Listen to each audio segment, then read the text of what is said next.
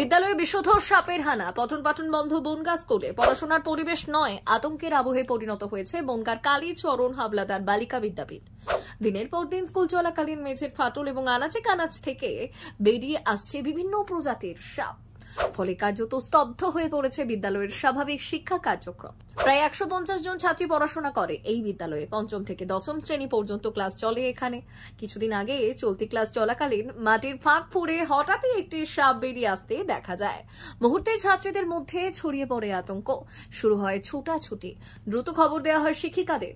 তারাই স্থানীয় স্বেচ্ছাসেবী সংগঠনের সহায়তায় সাপ ধরার ব্যবস্থা করেন। পেয়েছে এই কদিন ধরে প্রায় 10-12টার বেশি হয়ে গেছে। এবং শুধু এখান থেকে না, মিড ডে মিলের ঘরের থেকে, আমাদের স্টাফ রুম থেকে, অফিস রুম থেকে, এই পাশে সিঁড়ির তলা দুটো পাওয়া গেছে। আবার আজকে সকালে দেখা গেছে ওই পাশে একটা সিঁড়ি আছে, ওখান থেকে পাওয়া গেছে। কিন্তু এটাই শেষ নয়। বিদ্যালয়ের পুরনো বিল্ডিং, মিড ডে মিলের ঘর এবং অন্যান্য আনাচে কানাচে মাঝে মধ্যে সাপের বাচ্চা দেখা যাচ্ছে। এখনো পর্যন্ত অন্তত 15টি সাপ উদ্ধার হয়েছে বলে জানা যায়। এর ফলে অভিভাবকদের মধ্যেও তৈরি হয়েছে প্রবল উদ্বেগ। আতঙ্কে বহু যাত্রী এখন আর বিদ্যালয়ে আসছে না, স্কুলে যেতে পারছে না। এই তো শনিবার থেকে বন্ধ রয়েছে স্কুল পুরো। চন্দ্রঘোড়া, তারপরে সেই কি বলে কালাশ, বড় বড় গোখরো, এইসব সাপ। হ্যাঁ, ছেলেপিলের পায়েও কত ছেলেপিলে জড়িয়ে গেছে পায়ে, ভয়তে ওই জন্য আর কেউ স্কুলে যাচ্ছে না। না, আমার মেয়ে তো আরো বেশি ভীত, ওই জন্য আমি তো যেতে হবে না স্কুলে। 9-এ পড়ে আমার মেয়ে।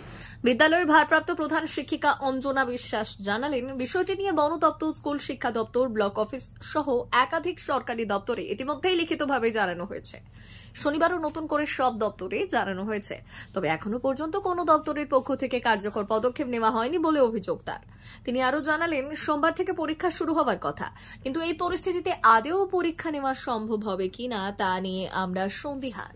স্কুল পরিষ্কার করে ব্লিচিং পাউডার ছড়ানো হলেও ছাত্রীরা এখনো আতঙ্ক কাটিয়ে উঠতে পারেনি। আমরা ফার্স্ট চিঠি করেছি অফিসে 21 তারিখ, 21শে জুলাই। তো সেই দিন থেকে চিঠি করেছি, তারপরে আবার গত পরশু একটা চিঠি করা হয়েছে, শুক্রবার চিঠি করা হয়েছে। আমরা SI office, panchayat, BDO office আর বন দপ্তর।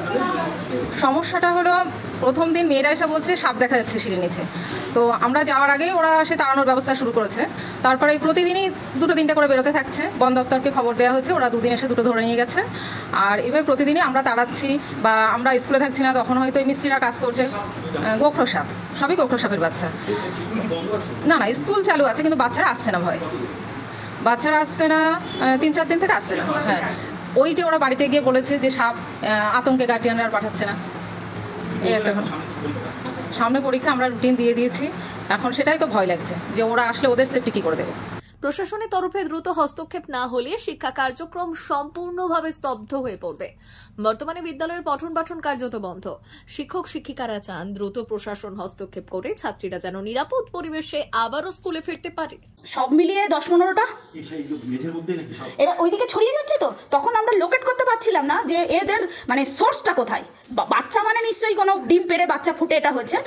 বিডিওতে জানিয়েছি, পঞ্চায়েতে জানিয়েছি, এডিআই অফিসে জানিয়েছি, বন দপ্তরে জানিয়েছি। স্কুল বন্ধ আমরা করিনি, বাচ্চারা অ্যাপ্লিকেশন দিয়েছে আমাদের কাছে। আতঙ্কে মানে ছোট ছোট বাচ্চা তো ছড়িয়ে পড়ছে, দিদি সাপ এরকম করে চিৎকার করছে। এবার আমরা গিয়ে সেটাকে মারা যাবে না, হয়তো আমাদের দেখে ভয়ে চলে যাচ্ছে। হ্যাঁ, এই তো 3-4 দিন মেয়েরা আসা বন্ধ করেছে, তার আগে তো মেয়েরা আসছিল, ক্লাস হচ্ছিল। ব্যুরো রিপোর্ট, ভুবনগ্রাম সংবাদ।